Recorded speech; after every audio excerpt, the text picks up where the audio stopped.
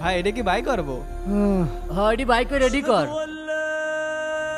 আরে এই কি রে, বুড়ো কোনে যাচ্ছে? এমন বিদারান কি ব্যাপার? এখন 1 ঘন্টা কাজ করতে হবে, আপনি কোনে যাচ্ছেন? আজান হচ্ছে, নামাজটা পড়ে আসে, তোমরাও চলো। তুমি প্রতিদিন কাজে ফাঁকি দেওয়ার জন্য নামাজ পড়তে যাও, আজকে তোমার ব্যবস্থা করছি দাঁড়া। চাচা আপনি যান।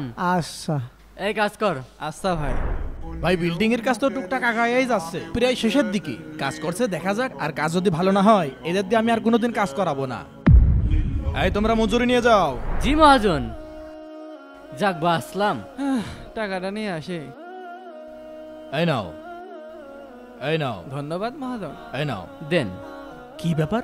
এই দাঁড়াও তো। হ্যাঁ মহাজন।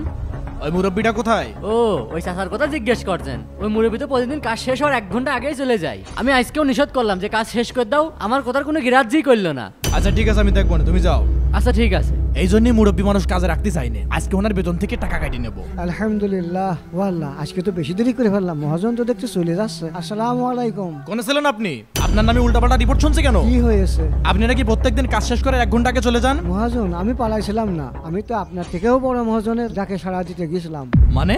আমি তো নামাজ পড়তে গেছিলাম। অসুবিধা নেই মহাজন, আমি আর 1 ঘন্টা কাজ করেই তারপরে যাচ্ছি। এই দাঁড়ান দাঁড়ান দাঁড়ান। হ্যাঁ এই নেন আপনার টাকা। 2000 টাকা দিচ্ছেন কে? 1000 টাকা আমি আপনার ইমানদারিতা থেকে খুশি হয়ে দিয়েছি, রেখে দিন। আপনি এত কষ্ট করে কাজ করেন কিন্তু নামাজের কথা ভুলেন না। আপনার মতো নামাজি কয়জন পাওয়া যায়? না বাবা, আমি 1000 টাকা নিতে পারবো না। ফেরত দিচ্ছেন কেন? আমার তো পাওনা 1000 টাকা, আর নামাজ পড়ে যে পাওনাটা হয়েছে ওই পাওনাটা আমি আল্লাহর কাছ থেকেই নেব। আসসালামু আলাইকুম। দাদু হুজুরকে যারা যারা ভালোবাসো ভিডিওতে অবশ্যই লাইক করবে।